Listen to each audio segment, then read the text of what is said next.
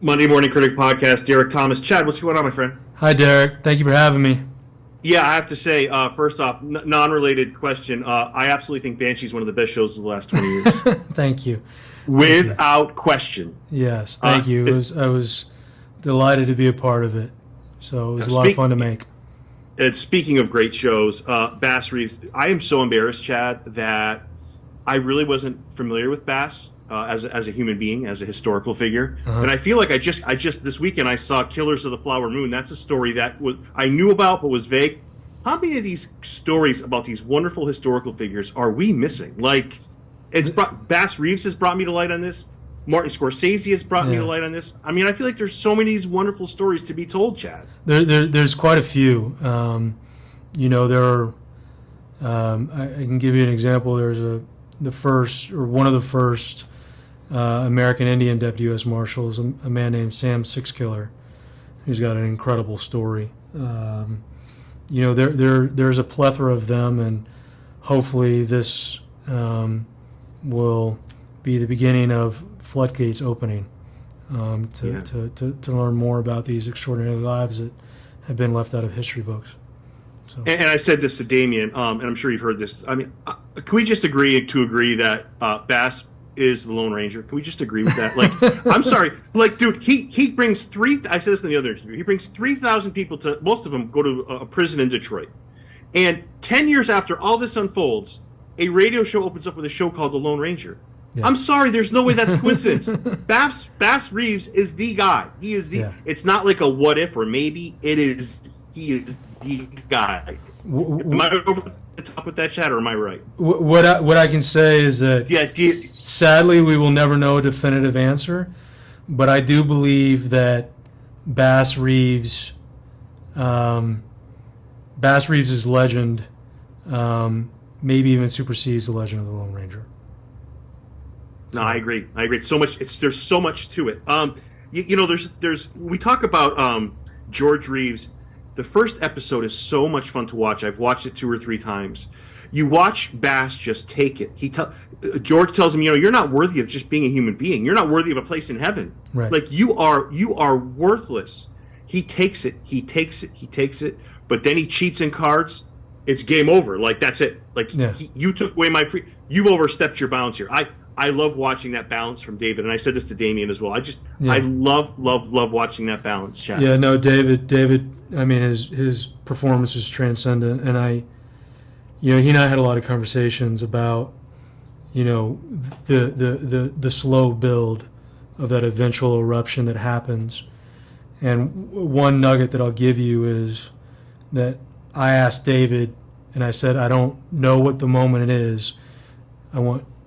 Hopefully you'll find the moment in your performance that you allow the audience to know that you are at your wit's end, that you are angry, that you are putting on a performance for George. And you'll notice when they're in the field and George says, go get your grass, Bass turns to camera and his demeanor in his face completely shifts. And I remember seeing him do it at Video Village and having to contain myself from screaming because it was so powerfully effective. And he nailed that moment that we both wanted to precipitate what inevitably happened later in the episode. And how freaking wonderful is Shea Wiggum in this role? Like how oh my God. Like we talk about A-list, there's a tendency to go A-list, this and that. Shea just comes in and kicks ass wherever he goes. Yeah. And he is wonderful here. Absolutely wonderful. He's somebody that I've admired for a very, very long time, from Tigerland to all the Real Girls, and then on to now Mission status. I'm so grateful for that collaboration, and so grateful that he was willing to take on such a difficult role to play. He and David both displayed great courage in recreating those moments. It wasn't easy for them. It wasn't easy for me. It wasn't easy for the crew. But I'm proud of what we inevitably captured on screen.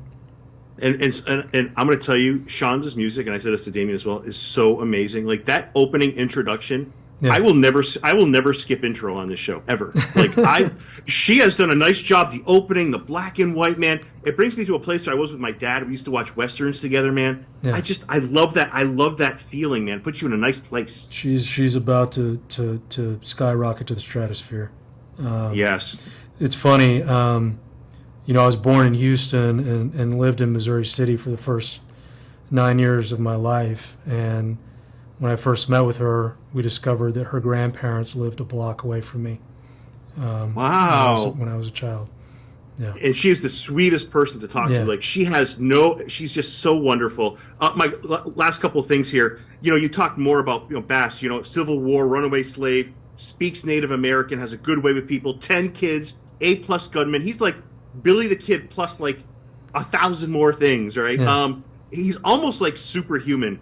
What's it feel like to be a creator and bring this to life? Because I know as a kid you shared an affinity for him. I think David did too. Yeah. What's it like to be creative or show like that? That's got to be a pretty badass feeling to create this wonderful product and have people like me just gush in front of you. Like that's got to feel pretty cool. Yeah, it's humbling, to be honest. I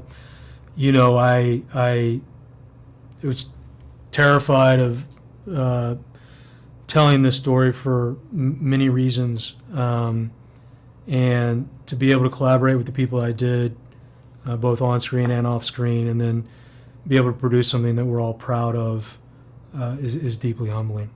So I was a history major, Chad. How important is it to know your history, obviously in a show like this, or just with anything? I mean, I feel like people go to film school and they major in different things. I think history's right up there with importance of I don't know, knowing your craft or having it behind you. What do you think about that? I couldn't agree. I was an English lit major. Yeah. And I got advice secondhand when I was a teenager from Peter Guber that go get your undergraduate degree in English lit or history, because every great movie starts with a great story. And begin there, and then go to, if you want to go to film school, wait until graduate school, which is what I did. So I agree with you wholeheartedly. So, Chad, so much fun to talk to you. I hope our paths cross again sometime. Thank you for this. It means thank a lot you. to me. I love all your posters behind you. Some of my favorite movies. So You got to get a Bass one up there. Yeah, definitely. Take care.